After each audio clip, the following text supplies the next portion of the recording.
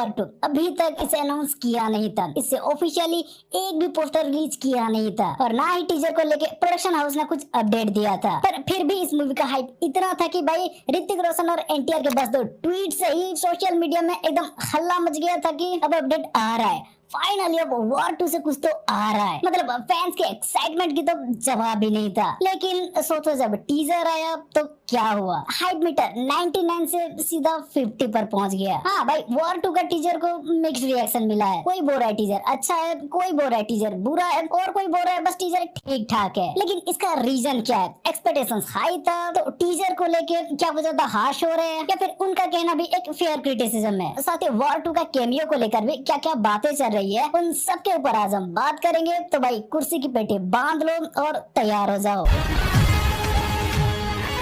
ठीक है, तो चलो पहले टीजर के वो सारे शॉट्स को देख लेते हैं कि कहां कहां और क्यों इसे भला बुरा बोला जा रहा है। अब क्योंकि ये टीजर एक डायलॉग से ही स्टार्ट होता है तो सबसे पहले जूनियर एनटीआर के वॉइस ओवर को लेकर बोला जा रहा है भाई नहीं जम रहा। माना कि वो अच्छा हिंदी बोल लेते हैं, लेकिन अगर जूनियर एनटीआर के जगह या कोई और डबिंग करता तो ज्यादा अच्छा रहता, कोई इमोशन फील हो पाता जो कि इनकी वॉइस से नहीं हो पा रहा। इसके बाद जूनियर एनटीआर के एंट्री शॉट को लेकर भी कुछ लोग लॉजिक ढूंढते हुए बोल रहे हैं कि भाई वो स्लो मोशन में चलते हुए स्वैग दिखाते हुए आ रहे हैं, तुम्हारे हाथ में बंदूक है तो फिर तुम किसके इंतजार कर रहे हो, उसका ग्रेनेड फेंक के मारने की? लॉजिक के साथ ये बहुत गलत हुआ, ऐसा नहीं होना चाहिए था। फिर आगे कबीर का एंट्री, उसका जवान वाले सीक्वेंस और वो वुल्फ के साथ चलने वाले सीक्वेंस भी सबको पसंद आया। लेकिन यहाँ भी कुछ लोगों का कहना है कि पर भाई ये वुल्फ यहाँ क्या कर रहा है? वो क्या कबीर का जंगली दोस्त लगता है जो कंधे से कंधा मिलाकर नहीं घुटना से घुटना मिलाकर चल रहा है? ये हमें समझ में नहीं आ रहा। वो हॉरर यूनिवर्स का भेड़िया नहीं है भाई, एक जंगली वुल्फ है। खैर इसके बाद ट्रेन सीक्वेंस पर आए तो जूनियर एनटीआर के जंपिंग और लैंडिंग को लेकर बोला जा रहा है भाई ये क्या कर रहा है? चाहे जितना भी ट्रेंड सोल्जर हो वो एक ओवरब्रिज से जंप करके ट्रेन के ऊपर इतना स्मूथ लैंडिंग कर ही नहीं सकता। वाईआरएफ वाले लॉजिक फिजिक्स को बेच खाए क्या? और ये भाई साहब भूल गए क्या कि वो एक नॉर्मल ह्यूमन है, कोई सुपर हीरो नहीं। भाई देखो ये हमारा शब्द नहीं, हम तो बस इस शब्द को आप तक पहुंचा रहे हैं। पर अगर आपको ये ज्यादा लग रहा है तो रुको, अभी और भी बाकी है। आगे इसी शॉट को लेकर वीएफएक्स सीजीआई का भी कमी निकाला जा रहा है। बोला जा रहा है कि ये सब नकली लग रहा है, ग्रीन स्क्रीन में किए हो या ब्लू स्क्रीन में सही से ब्लेंड नहीं किए, कलर ग्रेडिंग का काम को यहाँ सही से संभाल नहीं पाए। और इस चीज का शिकायत सिर्फ इस शॉट को लेकर ही नहीं, कबीर का ये शॉट, एनटीआर के ये शॉट और इस चेस सीक्वेंस जैसे और भी कई सारे सीन को लेकर बोला जा रहा है। इसके बाद वो स्टेल्थ प्लेन वाले सीक्वेंस जहाँ कबीर किसी चीज के लिए नीचे की प्लेन में आ रहा है। यहाँ चलो कबीर तो ठीक ठाक लग रहा है भाई, लेकिन जूनियर एनटीआर के क्या, इतने हाइट में वो आंखों में ग्लासेस वगैरह कुछ नहीं पहने, ना जैकेट, पैराशूट, ग्लोव्स, तो फिर वो कैसे कर रहे हैं? देख कर भी ऐसा फील नहीं होता कि वो इतना हाइट पर है। फेस पर, हेयर पर विंड का कोई इफेक्ट दिख ही नहीं रहा, इसलिए काफी ज्यादा नकली लगता है। फिर आगे कार चेस को लेकर भी वॉर का बाइक चेस से इंस्पायर्ड बताया गया, जहाँ सिर्फ यहाँ उन्होंने बाइक को बदलकर कार ले आए हैं, नहीं तो हर एक फ्रेम उसके जैसा लगता है, इसका लोकेशन भी। और इसके बाद फाइनली कबीर और एनटीआर के फेस ऑफ, जो कि वॉर के क्लाइमैक्स जैसा तो लग ही रहा है, लेकिन भाई यहाँ लोगों ने ये भी कमी निकालना शुरू कर दी है कि एक आइस कैप में लड़ते हुए उन्हें जैकेट निकालकर सिर्फ टी शर्ट पहने लड़ते हुए कैसे दिखा सकती है? उन्हें ठंड नहीं लगता क्या? और इतने में ही टीजर खत्म हो गया तो इसका कहानी वॉर के जैसे लग रहा है, कलर टोन भी उसी के जैसे लग रहा है, एक्शन सीक्वेंस में भी कुछ नया नहीं लाया। मतलब निकालने वाले इस टीजर के हर एक फ्रेम पर कमी निकाल रहे हैं और आयन मुखर्जी को भी लेकर बोल रहे हैं कि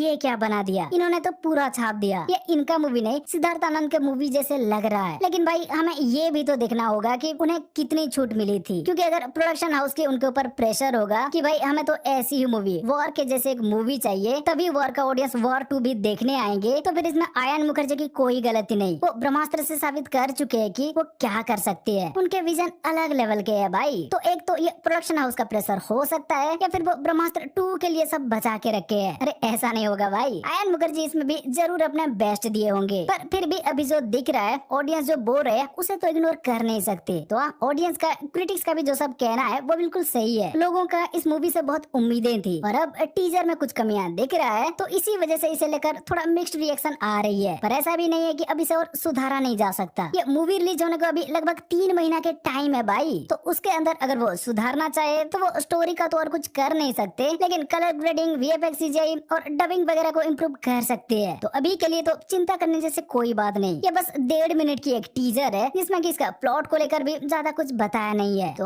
अब इसका ट्रेलर की वेट करते हैं भाई, उससे हमें पता चल जाएगा कि ये मूवी कैसी होने वाली है। पर भाई एक बात तो कंफर्म है कि चाहे कोई कितना भी इसके बारे में बुराई कर ले, लेकिन बॉक्स ऑफिस में कलेक्शन के मामले में ये पीछे नहीं रहने वाला, क्योंकि जनरल ऑडियंस इसका वीएफएक्स सीजीआई या अच्छा बुरा डबिंग देखने नहीं, वो अपना चहेता स्टार ऋतिक रोशन और जूनियर एनटीआर के फेस ऑफ देखने आएंगे। और जो कोई भी इसका फर्स्ट पार्ट वर देखा था वो भी इस मूवी को मिस करना नहीं चाहेगा। तो वो जो कुछ कमियां था जिसे कि अभी भी काफी हद तक सुधारा जा सकता है, लेकिन वो वैसा ही रहा तो भी इस मूवी को ब्लॉकबस्टर होने से कोई रोक नहीं सकता, क्योंकि एक तो स्टार पावर ऋतिक रोशन के साथ जूनियर एनटीआर, दूसरा एक मूवी का सीक्वल की पावर, और तीसरा ये एक सिनेमैटिक यूनिवर्स का भी पार्ट है। जी हाँ, इसमें कुछ कमियां होने के बाद भी कई लोग तो इस मूवी को सिर्फ इसलिए देखने आएंगे कि स्पाई यूनिवर्स में आगे क्या होने वाला है, टाइगर वर्सेस पठान को ये सेट कैसे करने वाला है, अल्फा मूवी का हिंट इसमें कैसे मिलने वाला है, और स्पाई यूनिवर्स से इसके अंदर कैमियो किसका होने वाला है। कुछ महीना पहले ऐसा खबरें आ रहा था कि वॉर 2 की सेट में जॉन अब्राहम को भी देखा गया था। हालांकि बाद में उस खबर को झूठी भी बताया गया, लेकिन बहुत से लोग ऐसा भी थ्योरी बना रहे हैं कि पठान से जिम का कैमियो इसमें हो सकता है। अब मेकर्स उसे कबीर के फ्रेंड्स जैसे या जूनियर एनटीआर के फ्रेंड्स जैसे दिखाएंगे पता नहीं, लेकिन ऐसा खबरें आ रहा था। पर अगर आप यहाँ सोच रहे हो कि जिम तो मारा गया था फिर वो वापस कैसे आएगा, तो भाई अगर जिम का कैमियो दिखाना होगा तो मेकर्स कैसे भी दिखा सकती है। एक तो सबसे बेस्ट तरीका उसे पास्ट के सीन में दिखा दो जबकि वो मरा नहीं था, दूसरा ऐसे ही भी दिखा सकती है क्योंकि पठान के क्लाइमैक्स में उसका बॉडी को दिखाया नहीं था, तो हाँ उसका चांसेस है। और जिम के अलावा भी टाइगर और पठान के तो पता नहीं, लेकिन वॉर 2 के बाद अल्फा आने वाला है तो उसमें से आलिया भट्ट, सर्वरी या बॉबी देओल के कैरेक्टर किसी का भी कैमियो दिख सकता है। मतलब हमारा कहना है स्टार पावर और सीक्वल के अलावा किसी यूनिवर्स का पार्ट होने की वजह से, उसमें से स्पेशल कैमियो दिखने की वजह से भी काफी सारे लोग ऐसे मूवी को मिस करना नहीं चाहते, तो ऑडियंस तो थिएटर में आएंगे ही। इसलिए ऐसे कुछ छोटी मोटी कमियां भाई मूवी को चलने से रोक नहीं सकता। हाँ, लेकिन ये बात सच है कि अगर इसमें टाइगर सीरीज और पठान के जैसे पाकिस्तान वाली एंगल घुसाते हैं फिर भाई कुछ कह नहीं सकते, क्योंकि अभी रिसेंट का माहौल आप सबको पता है। पर वो चीज भी इस मूवी में नहीं होगा शायद, इसीलिए मेकर्स इतना कॉन्फिडेंट है। नहीं तो बदलाव करने के लिए, रीशूट करने के लिए अभी मेकर्स भाग दौड़ कर रहे होते, ऐसे टीजर रिलीज करके प्रमोशन स्टार्ट नहीं करते। मतलब मूवी में पाकिस्तान वाली साइड को लेकर तो सब क्लियर है, अब बस बचता है वीएफएक्स सीजीआई के प्रोसेस। तो होप करते हैं कि इसका रिलीज डेट आने तक वो सब भी ठीक हो जाए। ठीक है, तो भाई बस ये था वॉर 2 का टीजर को लेकर एक और वीडियो। अब अगर आपको ये वीडियो अच्छी लगी हो तो वीडियो को लाइक, शेयर और चैनल को सब्सक्राइब कर दो। चलो फिर मिलते हैं अगले वीडियो में, बाय।